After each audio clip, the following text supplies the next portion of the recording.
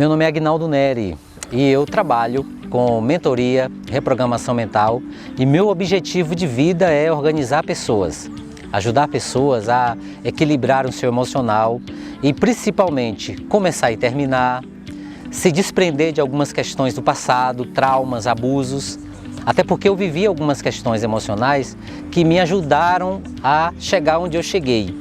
Bom, eu sempre me identifiquei cuidando de pessoas, eu sempre me identifiquei fazendo a diferença na vida das pessoas. E todas as vezes que eu estava em algum lugar, estava em grupos de amigos, por exemplo, eu sempre percebia que o conselho, a direção para as pessoas sempre vinha. Mas tinha uma coisa que me intrigava, é o lance de ajudar os outros e não conseguir ser feliz. Então eu dava um conselho para alguém, a pessoa se dava super bem, e na hora de eu usar aquilo ali para mim, eu não conseguia. Foi aí que eu decidi melhorar a minha história e ir para uma formação superior. Eu acho que todo mundo que está infeliz de alguma maneira pensa o seguinte: o dia que eu fizer uma pós-graduação, uma graduação, algum curso superior e começar a exercer alguma profissão, eu vou ser feliz. E foi isso que eu fiz. Eu cursei Direito, comecei a me envolver na área jurídica e logo eu comecei a perceber que eu não me identificava com a área jurídica como advogado. E aí veio uma das piores fases da minha vida, que foi uma depressão. Eu sempre via algumas coisas emocionais dentro de mim e eu ignorava, eu fazia de conta que não estava vendo. Eu via que eram traumas, que eram questões que eu deixava inacabado e que acabou que foi somatizando. Eu sempre digo que na depressão suicida, principalmente que é a mais grave, ela não começa de uma hora para outra. Então, mesmo antes da minha formação profissional, da minha formação acadêmica, eu já percebia que a depressão estava ali, algumas coisas estavam ali. Eu só não dava muita atenção, porque eu achava que cuidar dos outros e dizer que não estava bem era uma coisa meio que fora do padrão, eu não podia mostrar fragilidade, entende? E foi quando eu comecei a entrar num buraco sem fundo, uma situação de depressão totalmente alucinadora, os remédios não resolviam e eu só tinha um objetivo, que eu não vivesse mais e que aquilo ali fosse uma forma de alívio das dores que eu sentia. Todas as pessoas que têm uma tendência à depressão ou ao suicídio, que é uma coisa gradativa, não vem de uma hora para outra, tende a ser uma pessoa aparentemente forte. É muito comum você ver uma pessoa que é muito risonha, por exemplo, e alguém dizer assim, mas isso não combina com você. Então eu acredito que no meu caso foi isso, eu passei a me comportar de um jeito que agradasse as pessoas. Ok. Bom, então aí quando eu fui descobrindo a ajuda, eu precisei da ajuda de alguém, eu precisei de alguém que soubesse mais que eu, aí eu conheci a constelação familiar, conheci a PNL e a hipnose.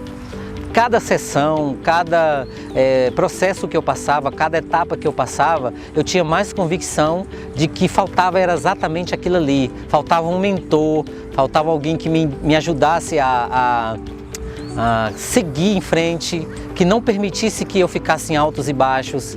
Então eu acredito que o que mudou mesmo foi a hora que eu permiti que alguém de fora se aproximasse de mim e me ajudasse. Quando eu estava já no final da minha mentoria, sendo mentoreado, eu lembro que eu brincando assim um dia em casa, eu rascunhei um processo de mentoria, como eu iria ajudar alguém com aquele processo de mentoria. Então eu rascunhei aquilo ali e escrevi passo a passo de como alguém pode sair do que eu saí. Ou seja, de uma depressão escondida que ficou em silêncio anos e anos e que depois veio à tona. E principalmente depois que eu comecei a perceber que alguém que está rindo perto de mim, alguém que está se dando super bem perto de mim aparentemente, pode estar ali fracassado, pode estar ali cheio de dores internas e que não fala para ninguém. A pessoa só queria alguém para dizer, olha, é assim que começa, é assim que continua, quando vier uma dor, quando vier uma dificuldade, é assim que você deve fazer. Então eu pude perceber que ali estavam respostas, de que as pessoas estavam sempre precisando de alguém para guiar. Porque para alfabetizar não tem que ter o professor? Para uma pessoa se tornar especialista em tiros não tem que ter o professor do tiro? Para uma pessoa ser motorista não tem que ter um instrutor? Então por que para felicidade, por que para reprogramação, para ficar bem emocionalmente, um mentor também não pode ajudar? Então foi aí que eu criei um plano, criei um método de reprogramação para ajudar pessoas que passam a mesma coisa, pior, ou até coisas que a pessoa acha simples. E eu sempre penso assim, dá para resolver antes de chegar onde eu cheguei. Dá para a pessoa se dar bem, equilibrar o emocional, melhorar a vida, sem esperar passar o que eu passei, chegar ao fundo do poço. Então a mentoria ajuda a pessoa nem chegar perto do poço. Ela se dá bem antes da vaca ir para o brejo. Quando eu percebo que o que eu passei, que as dores, a solidão, porque só quem já passou 2, 3, 4 noites sem dormir, em claro, sabe o que é uma depressão, que é ao mesmo tempo que você dorme vários dias, você não dorme vários dias. Então tem uma frase que o pessoal usa muito isso, que quem não vai por amor, vai pela dor, e a pessoa confunde muito essa frase, que na verdade é o seguinte, eu escolho aprender aquilo ali que eu tenho que aprender num passo de dor ou um passo de amor. Eu acredito que eu aproveitei a dor veio e não foi fácil, e aquilo ali foi bom para que eu acordasse e visse que eu poderia ajudar pessoas.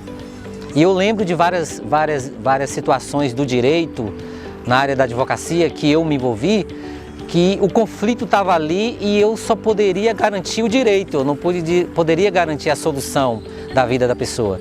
E como mentor, eu vejo que eu posso garantir a solução, porque eu vivi isso. Eu posso garantir resultados positivos, eu posso garantir de que aquilo que eu passei se viu sim, foi a grande virada e deu certo. E eu posso dizer que se alguém não está vivendo feliz hoje, não está organizado, não está se dando bem com as suas questões emocionais, uma mentoria e a reprogramação mental ajuda. Para a gente entender bem a depressão, é interessante que comece mostrando e entendendo o lado dela não como uma coisa que tem a pessoa certa para isso, ou a pessoa errada. Fulano é triste, ela sim pode pegar depressão. A fulano é muito feliz, não serve, não. Depressão, infelizmente, o histórico emocional, eu sempre digo que pai e mãe é o começo de tudo, família é o começo de tudo, e comigo foi assim. Começou em família, começou em questões familiares. Então a depressão é uma doença que ninguém está imune dela. Mas lembrando que se a pessoa já tem um histórico que favorece, a atenção é redobrada. Então se uma pessoa teve um abuso na infância ou adolescência, muita reprovação, muito apelido, muita crítica, eu lembro de situações que eu vivi que eu me entrancava no banheiro da escola. Eu saía para pedir à professora para ir no banheiro e eu queria morrer ali dentro, eu não queria voltar para o banheiro, porque eu sabia que lá na sala estavam os meus algozes, né? Aqueles que me machucavam, que me criticavam, estavam lá me esperando. Então, por várias e várias situações que eu vivi, eu ia para o banheiro da escola e não queria voltar para a sala de aula. Ou então, eu amava o fim de semana porque era o alívio de não ter a segunda, a terça, a semana para enfrentar. Então, isso é desde a infância. Então, de todo jeito, a depressão, a angústia perdurada, ela vem de um histórico emocional que não foi levado a sério, que não foi... eu vejo hoje pessoas, por exemplo, que só porque hoje está casado, porque tem filhos, acha que se tratar, que procurar um terapeuta, um mentor é algo para louco, é algo para pessoas que não têm aquele histórico de vida. Não, a pessoa pode estar casada, pode estar bem empregada, pode ser um empresário e ainda assim esconder uma depressão. Nos últimos suicídios, uma pesquisa bem superficial na internet, os últimos suicídios não pandemia, pré-pandemia que aconteceram, foram de pessoas com, a grande maioria com curso superior, a grande maioria casadas, a grande maioria com empresas. Uma pesquisa que eu fiz isso em meados de julho de 2018, que nem sonhávamos em pandemia, na cidade que eu estava na época fazendo aquela pesquisa, foram 36 suicídios em um ano, e desses 36 suicídios não existia ninguém que não tinha uma vida profissional já definida, seja como empregado ou seja como autônomo. Então a depressão e o suicídio não tem endereço, não tem perfil a escolher, tem histórico a escolher. Um dos momentos assim que foi mais desafiador para mim foi quando eu me vi com um curso superior, com 2 pós-graduações feitas, com uma rede de amigos muito grande, com pessoas que confiavam em mim. Eu tinha uma equipe de trabalho na época que trabalhava comigo e eu fazia eventos em hotéis, em organizações. Então isso foi devastador para mim, eu começar a perceber que eu não era feliz, que eu cuidava de todo mundo, que as pessoas me admiravam e que no fundo, eu usava até aquele humor todo, eu usava toda aquelas graduações, aqueles títulos para maquiar a minha dor, maquiar a minha necessidade de amor, maquiar a minha necessidade de ser feliz. Então, quando chega a mentoria na minha vida, quando chega aquele projeto que eu rabisquei, aquela sensação que eu tive de poder ajudar outras pessoas, eu precisei entender que aqueles títulos e aquelas coisas todas me ajudaram a chegar onde eu cheguei, mas eles não estavam me ajudando a permanecer onde eu queria ficar. E foi quando eu decidi a grande virada, eu decidi que seria mentoria, reprogramação mental, ajudar pessoas. É o meu prazer quando alguém chega perto de mim e fala assim: Aguinaldo, eu estou perdida. Eu não sei por onde começar, eu não sei o que fazer. Aí eu falo: que legal, é assim que eu queria. A maioria das pessoas que eu converso, eu já percebo o fundo do poço, outras eu percebo indo muito rápido para o fundo do poço. E eu sempre digo que na minha primeira sessão já tem resultado. Quem faz a mentoria ou quem já fez a mentoria comigo sabe disso, que na primeira conversa já tem resultado. Meu objetivo é esse, é começar já dando resultado. Então, eu percebo que a pessoa, quando eu converso com alguém, eu percebo que a pessoa já está num padrão emotivo perigoso, caminhando bem, de uma forma bem assim, assustadora para o fundo do poço. E o pior, conversando às vezes com as pessoas, eu percebo que elas já estão no fundo do poço e não se deram conta disso. Que eu acho que esse foi o meu grande desafio, foi descobrir e aceitar que eu já estava praticamente, digamos assim, vivendo aquela máscara social, vivendo aquele padrão que eu passei para todo mundo de homem bem-sucedido, de homem feliz, de homem, sabe, que cuida de todos e não sabe dizer não para os outros, só sabe dizer sim. Então eu consigo detectar que isso aí é a zona de perigo. Aí é a zona de perigo. Existe a zona de conforto, que é aquela que a pessoa não quer sofrer, não quer sentir dor para se resolver. E existe a zona de perigo, que é aquela zona da máscara social. A pessoa coloca uma máscara onde ela tem que mostrar para as pessoas que ela está bem, que ela está feliz, e ao mesmo tempo ela se enxerga infeliz, e aí vem a sugestão mental: morrendo resolve. E a gente sabe que não resolve, né? Teve uma das tentativas de suicídio, que foram 3, eu vou contar uma das que foram mais traumáticas para mim. Eu fui para uma palestra de uma psicóloga, e nessa palestra da psicóloga eu percebi que o assunto que ela tocou foi o assunto do qual eu me tornava escravo há anos, que foi a questão do abuso. E não só abuso emocional, mas abuso em todas as áreas que você possa imaginar. E aí eu lembro que em uma das palestras, foram 3 dias, eu me afeiçoei àquela psicóloga. Eu falei assim: olha, essa mulher vai me ajudar. E eu não tinha noção do que era uma psicóloga, de que tinha que pagar para fazer psicologia, para ser atendido por uma psicóloga. Bom, teve uma experiência minha que foi, essa já foi uma experiência que foi me colocando no padrão fundo do poço, que até então eu sentia que eu tinha algumas questões emocionais traumáticas, ruins, mas eu não me via tendo situações, sinais claros em meu emocional daquilo ali. E na época eu estava a trabalho, viajando, e parei para lanchar na beira de estrada, naquelas lanchonetes de beira de estrada, e eu parei para lanchar. E no momento que eu parei para lanchar, eu já percebi que o meu emocional não estava bem, já não estava legal. Eu vinha de dias sem dormir, dias sem entender muita coisa que estava acontecendo, e foi quando eu entrei no carro para de novo entrar na BR, e eu dei uma crise de pânico. Eu não consegui dirigir mais, travou, fiquei extremamente desesperado. Teve um momento que eu pensei que ia conseguir voltar para casa, por exemplo, porque eu esqueci endereço de casa, esqueci nome, procurei a ajuda de alguém, mas na época a pessoa me fez perguntas e eu não soube responder as perguntas, coisas que são naturais, como nome, endereço, idade, eu não consegui levar isso adiante. Cheguei a ser medicado, fiquei em observação de um dia para o outro no hospital e aí foi os sinais claros de que eu precisava de ajuda, de que eu precisava parar por ali e pedir, fazer alguma coisa que me desse bem. Lembrando que muitas vezes as pessoas não pedem ajuda antes. A pessoa acaba pedindo ajuda depois que tem situações que já estão virando outras patologias, como depressão profunda, como as próprias síndromes do pânico, mas a esquizofrenia, que é bem patológica. Então eu percebo que eu demorei pedir ajuda, demorei deixar alguém me ajudar, exatamente por isso, porque eu achei que eu não tinha nenhum sinal que mostrava de que eu estava à beira do abismo. O ataque de pânico ali foi um pedido de socorro do meu corpo. E tem uma frase que diz que quando a boca não fala, vira sintoma. E eu virei um sintoma para poder correr atrás de ajuda e me tornar o que eu sou hoje.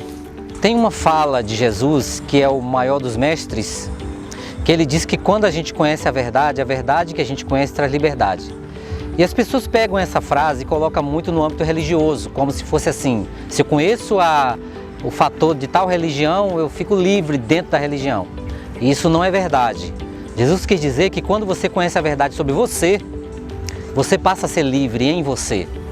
O seu grande desafio não é ser livre para os outros, é ser livre para você.